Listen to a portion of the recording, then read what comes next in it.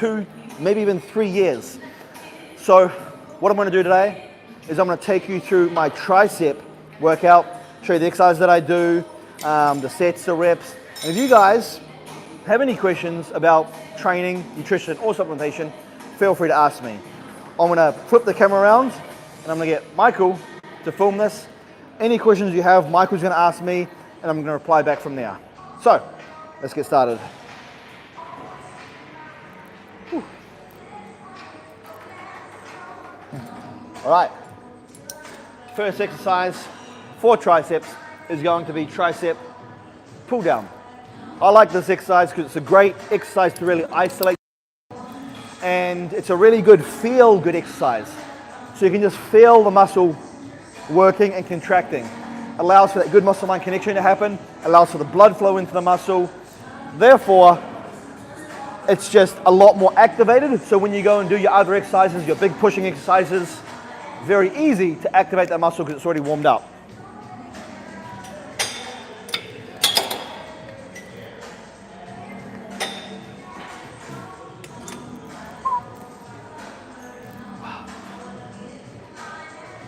All right, so when performing your tricep pull downs, you want to try and keep your elbow as stationary as possible and not let it move around. And then all you're doing is using that tricep muscle to pull that weight. So I like to pull it down and then also out.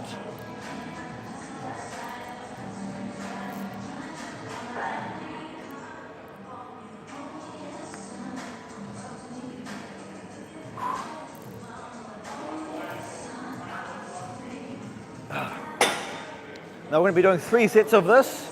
The rep range for a pull down, I like to keep it on the higher side. So it's usually 15, 20, 25.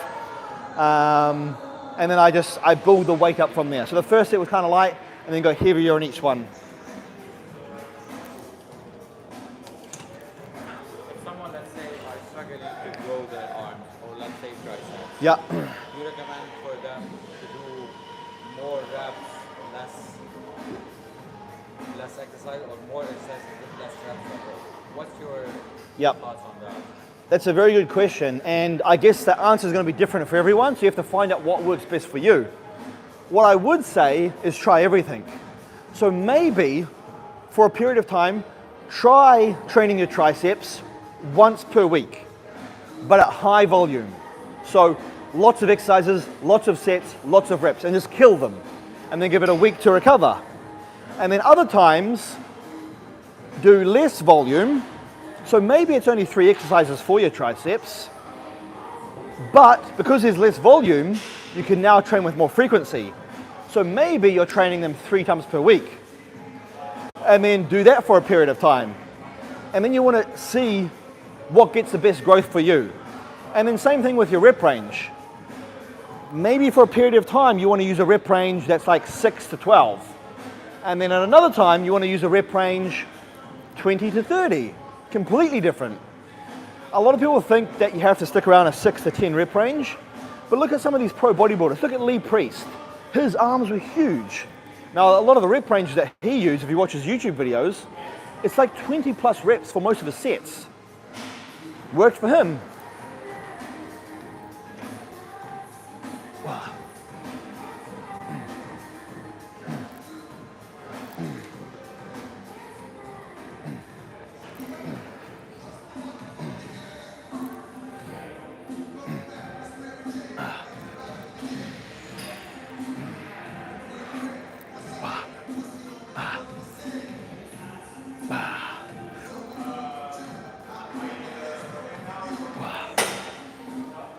I also think arms do respond a little bit better to more frequency rather than volume, where bigger muscle groups like maybe legs, maybe back, maybe chest, personally I find responds better to less frequency but more volume.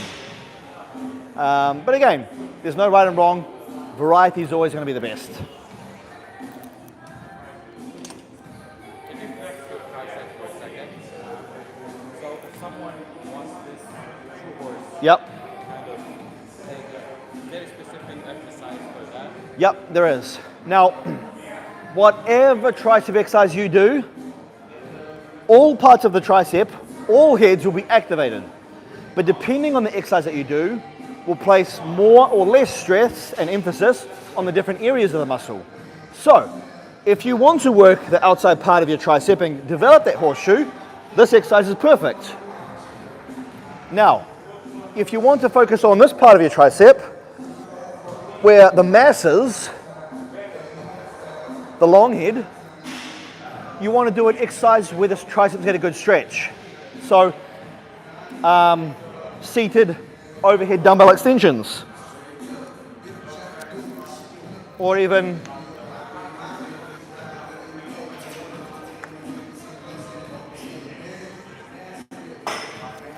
those exercises will work the entire tricep, but more of the tricep long head where the mass and the meat is. But yeah, I think one of the best exercises for mass is dumbbell overhead tricep extensions.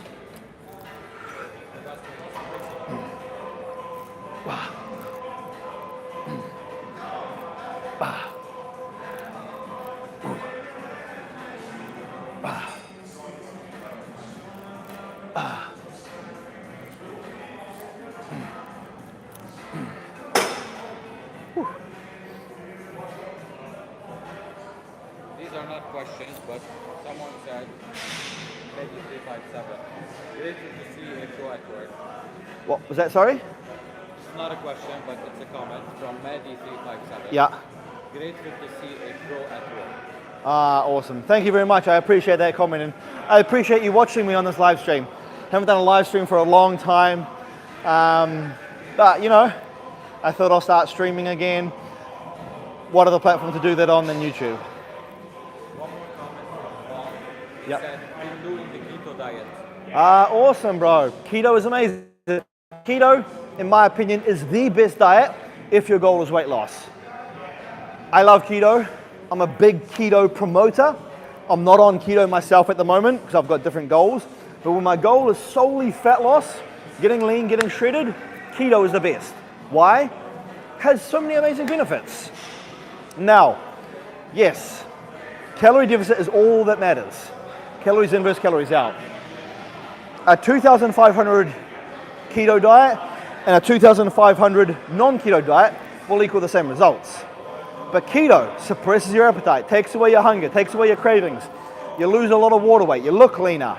The first week you lose 3 to 4 kgs of water weight. You get motivated, you get inspired, you put in more work. Keto is actually easier to adhere to because it has strict rules.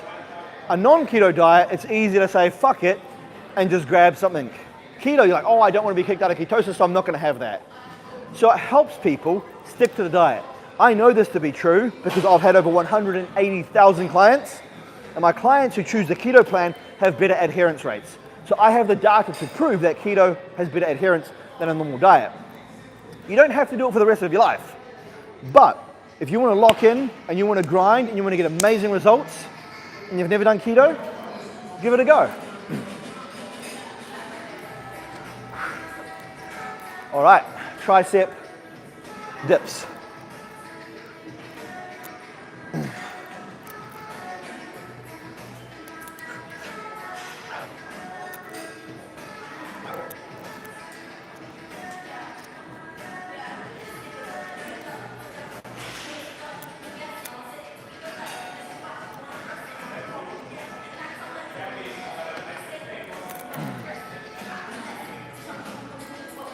So tricep dip is a great exercise for building mass as well. You can overload the tricep with a lot of weight, more than a lot of these other exercises which are like extensions and stuff like that. So a very good exercise to include into your arm workout and your tricep routine from time to time. But yeah, back to the keto diet, guys. I think, For anyone that's struggling to lose weight, definitely give it a go. I think Arnold and like the golden era of bodybuilding, they were doing kind of keto, but without knowing that they were keto. Exactly. All of the old school bodybuilders were doing keto without purposely doing keto. Now, it's not like they specifically shied away from carbs. They would have had carbs here and there. But if you look at all their diets, it's beef patties, it's eggs, it's bacon, it's full fat cream, it's steak, and it's lettuce and salads and stuff like that. But they weren't eating chicken and rice and oats and protein powder like the bodybuilders of today. I'm not saying they were keto. They would have had a bit of carbs here and there. But there's been quotes of Arnold, you know, talking about him and his boys at the table. And if someone had a bit of bread, they would kind of, you know, give them shit. Not that bread is bad, but that was their way of thinking. They were just fueled from the fat pretty much. Robbie Robertson has another video on YouTube where he talks about his diet. And then Rick Drayson, another old school guy, says, how did we train without all the carbohydrates? They said they don't know, they just did it. Do you have any thoughts on this carnivore diet? Because I see so many people on social media. Like everyone.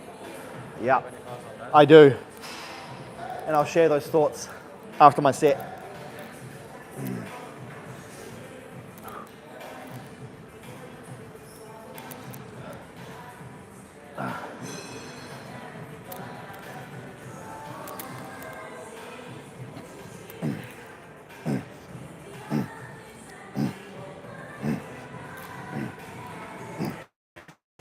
Oh, carnivore diet. Have I tried it? No. What are my thoughts on it? Amazing. I think it is a very good diet and I think it can help a lot of people. I honestly want to try it at some point in my life. Now, I think it's amazing for the most part because it's an elimination diet. So many foods that we eat and consume today are so bad for us, and even a lot of the plants that we eat, they have things in them that react negatively with our bodies. If you remove everything and you're only eating meat, who's got an allergy to meat? Like no one. So by default, you get better in some way or another. And the amount of testimonials and success stories that I've seen from people who've done carnivore diet, I have to admit, I haven't seen anything that can compare to anything like the carnivore diet when it comes to people completely changing their life, fixing their autoimmune diseases, fixing their gut problems, fixing their digestion. People with gum disease has gone away. So I think it's very good, very beneficial. You're only consuming what you need, protein and fat. We need essential amino acids, protein. We need essential fatty acids, fat. There is no such thing as an essential carbohydrate. We don't need them. Not saying carbs are bad, I eat a lot of carbs. But if you can just remove everything and only give your body what it needs, your body's gonna thrive. At some point in my life, I will try the carnivore diet. I know it's very good from a mind point of view when it comes to thinking, cognition, mental clarity, focus, removing brain fog. That attracts me a lot to that. And that is one of the reasons I want to try it. There are many people on there doing the carnivore diet that have had amazing results. So yeah, I think it's really good. And if you've had problems with other foods, give it a go. The only way to know is try it for yourself.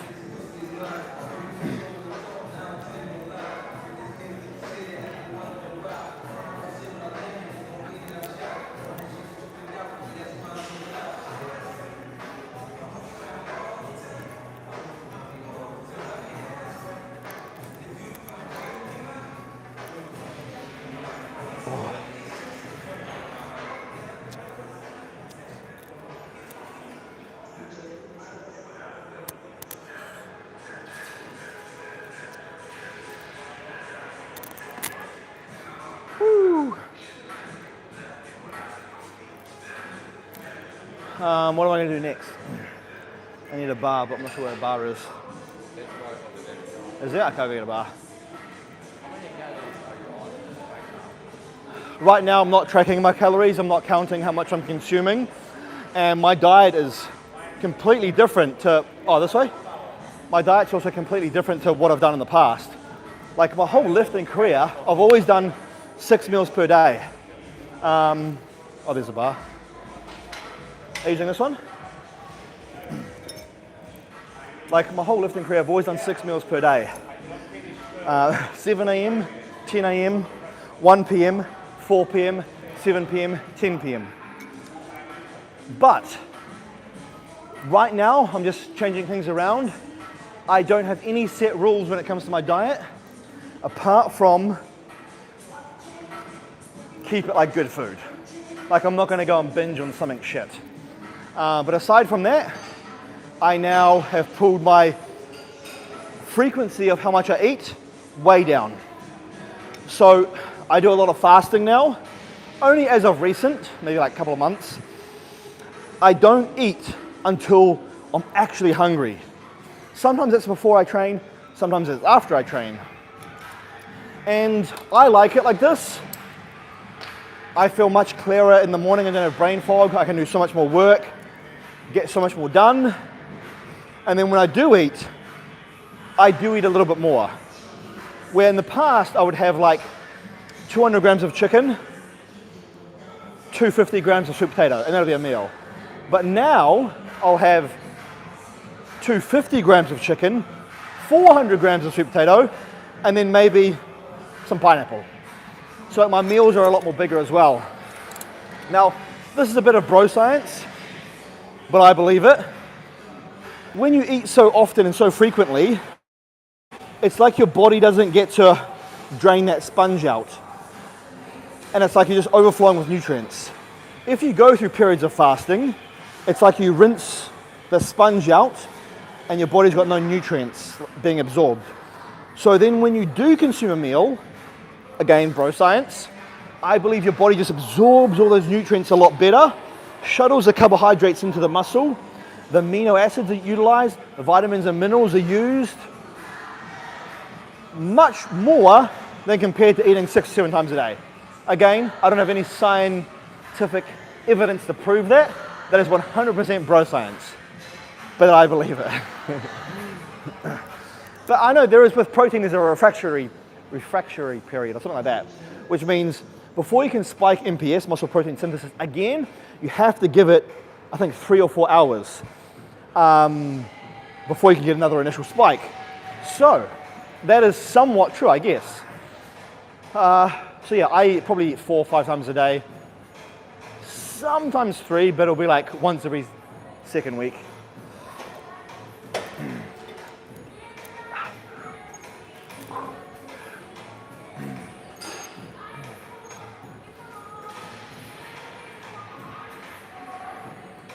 There's a few ways to do this. There's a push down extension and there's a more of a push down.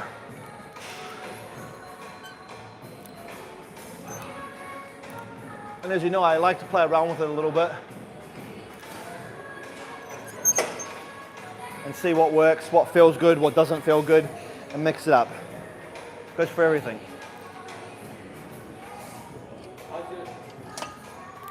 What's your split now? Yep. So again, my split varies quite a bit. I used to be very structured and everything was planned out. Chest Monday, back Tuesday, etc., etc. But now it's kind of just free. My only rules that I follow is make sure I train every muscle group once per week and train 6 days per week. That ticks all the boxes. So I don't have to do chest on a Monday anymore. Maybe it's legs. Maybe it's back. But as long as throughout that week, I had everything once per week, abs and calves twice, I'm good. I liked it and I enjoy that a little bit more as well.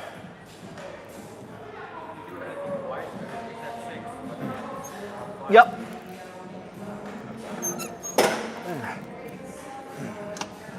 That was still a bit light. So yeah, I do a few things twice. The muscles that I think respond better to high frequency, abs, calves, and arms. Everything else though is once a week.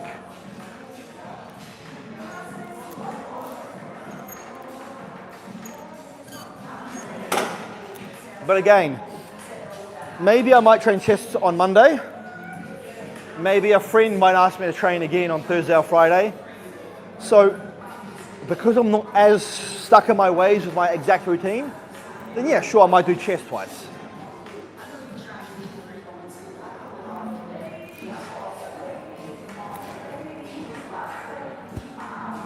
How lean?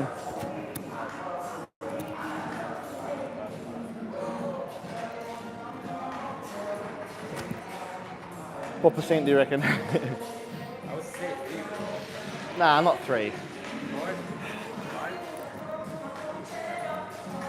100% 1 digit. Like 1 digit. Maybe 9. No, bro. What do you guys think in the comments?